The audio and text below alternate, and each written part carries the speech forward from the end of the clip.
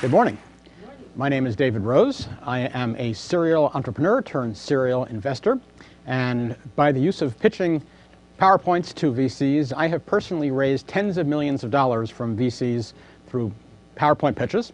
And then turning around to the other side of the equation, I have personally supervised the investment of tens of millions of dollars into companies who have been pitching me with PowerPoint presentations. So I think it's safe to say I know a little bit about the process of pitching. So the very first question that you've all got to figure out is, what is the single most important thing that a VC is looking for when you come to them pitching your new business idea? And there are obviously all kinds of things. There are business models, and there are financials, and there are markets, and there is that. Overall, of all the things that you have to do, what is the single most important thing the VC is going to be investing in? Somebody? What? People. People. You.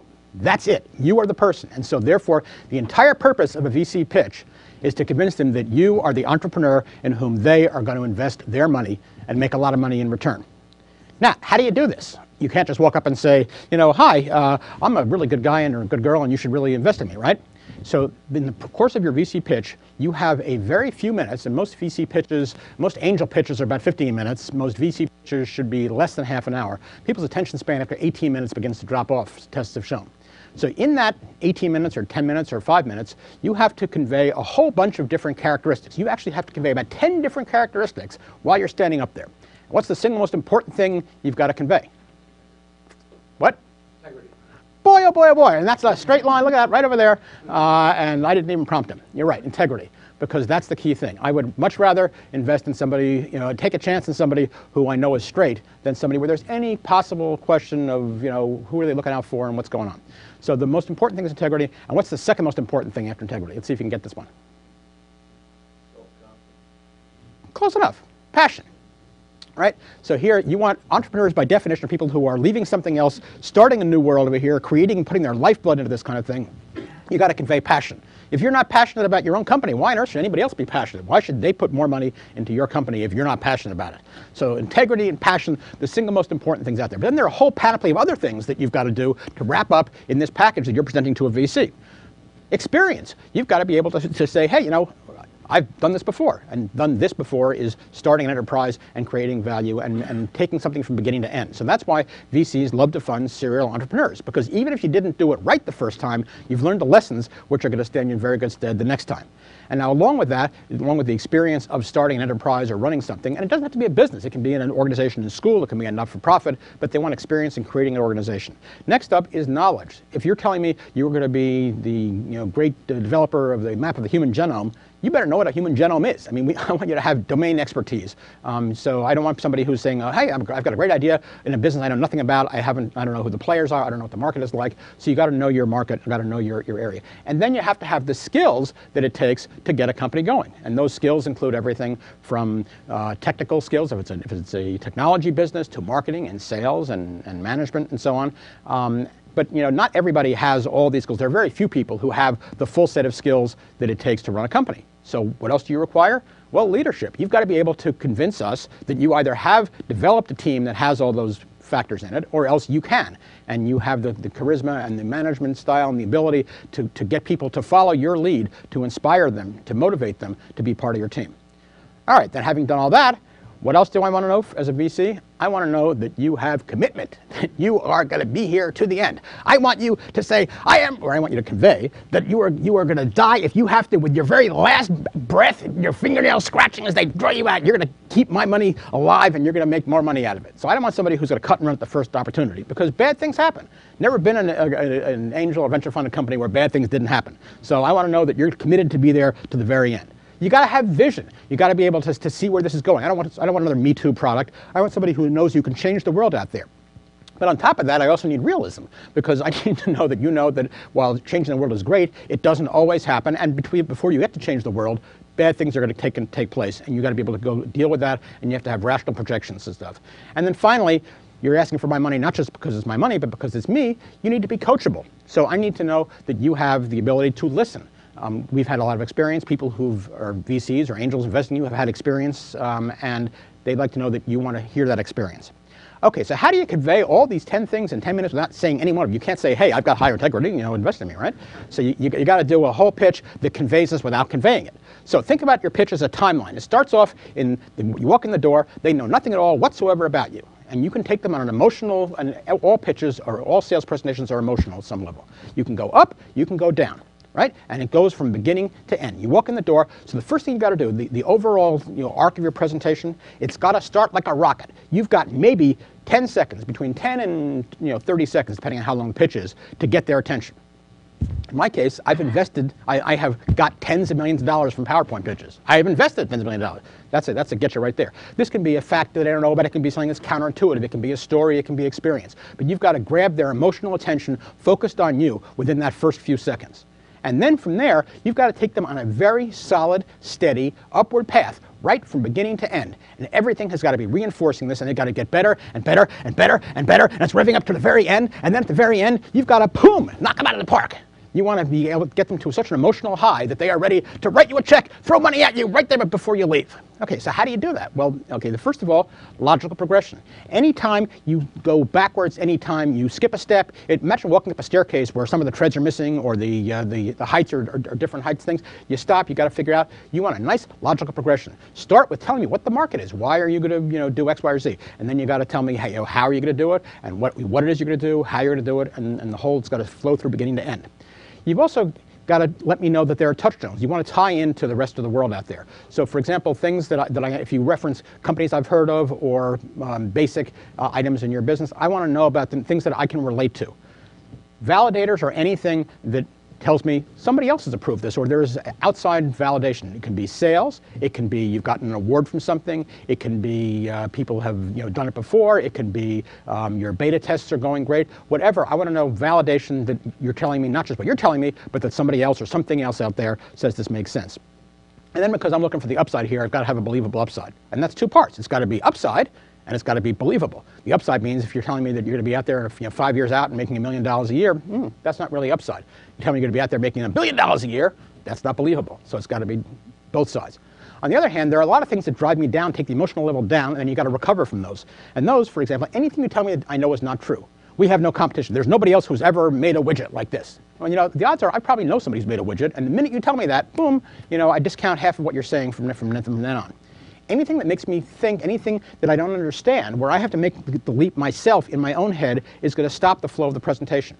So you've got to take me through like a sixth grader, doop, doop, doop, doop, but without patronizing me. And it's a very tricky path to do it, but if you can do it, it works really, really well. Anything that's inconsistent within the concept of your thing, if you tell me sales of X, Y, or Z, or $10 million, and the next slide, 5 slides later, they're $5 million. Well, one may have been gross sales, one may have been net sales, whatever else, but I want to know that all the numbers make sense together. And then finally, anything that's an error or a typo or a stupid mistake or a line that's in the wrong place, this shows me that if you can't even do a presentation, how the heck can you run a company? So this all feeds in together. All right, so the best way to do this stuff is to look at our betters, look at people who've done this before. So let's look at the most successful technology executive in the business and see how a presentation goes. Bill Gates, PowerPoint presentation over here, right? Here's Gates doing a thing for Windows. Is this the way you should do a PowerPoint presentation? What do you think? No. Who do you think we should look at as our role model? Oh, isn't that funny? Another straight line over here. Yes, okay. Steve Jobs. You want absolute, this is the zen of presentation, right? Here he is, one little guy, black jeans and stuff, on a totally empty stage. What are you focusing on? You're focusing on him. This is Steve Jobs. So, these wonderful long bullet points, whole list of things, good. No, they're not. The long bullet points are bad. What's good? Short bullet points. But you know what? Even better than short bullet points are no bullet points, just give me the headline over here. And you know what? How many bullet points or headlines does Steve Jobs use? Basically none. What do? Best of all, images. Just a simple image. I look at the image, a picture's worth 1,000 words. You look at the image, and then you see that, and you grok the whole thing, and then you come back to me, and you're focused on me, and why I'm such a great guy, and why you want to invest in me, and why this whole thing makes sense.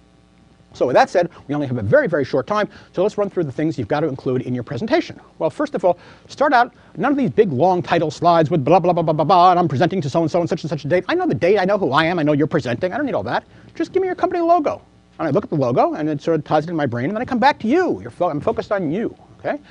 You do that. give me a quick 15-second or 30-second intro, grab my attention, and then you want to give me a quick business overview. This is not a 5-minute pitch. This is 2 sentences. We build widgets for the XYZ market, or we sell services to help somebody do X, whatever.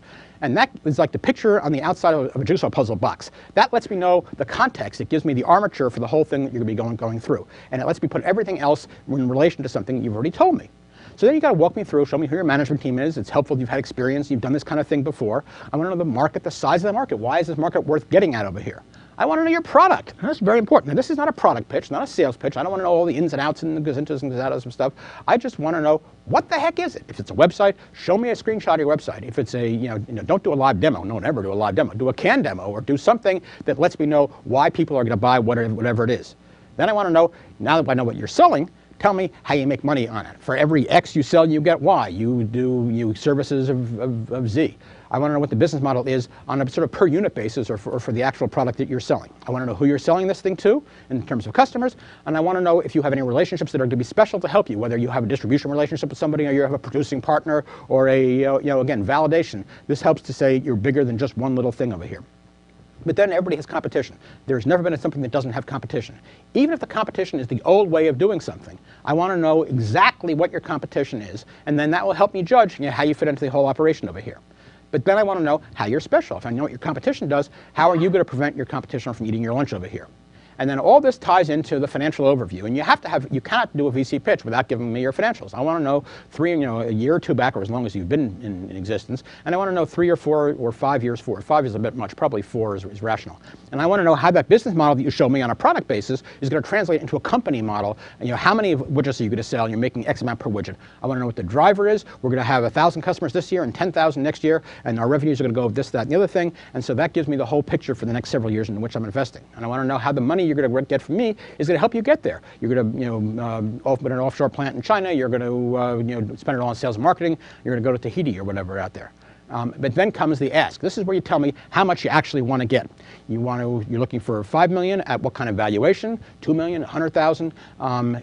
What's the money in so far? Who invested? I hope you invested personally, because I'm following on. If you can't invest in your own thing, why should I invest in it? So I'd like to know if you have friends and family or angel investors in there, or you had more VCs before. What's the capital structure up until this point?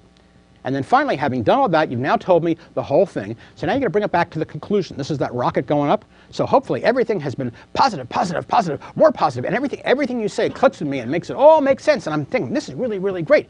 And then you take me back to your logo. Just your logo on the screen. And I look at the logo. OK, well, good. Now I come back to you. Nothing else to look at, right? And now you're going to wrap it up and tie it up here. And you're going to give me the final, boom, the final pitch that's going to send me into space. Now, in the process of doing this over here, how do you remember what the sequence is and do is? You've noticed here that I'm not looking at the screen, right? The screen, actually, in this room is set up so it's in front of me, so I couldn't even see it if I wanted to. So now, how do I know what's going on here? Well, I've got a laptop in front of me. But you're looking at me, and you're looking at this. What do you think I'm looking at? Think I'm looking at that? No. I'm looking, actually, at a special version of PowerPoint over here, which shows me the slides ahead, the slides behind, my notes from here, so I can see what's going on. PowerPoint has this built into every copy of PowerPoint that's shipped. If you use Apple's Keynote, it's got an even better version in Keynote.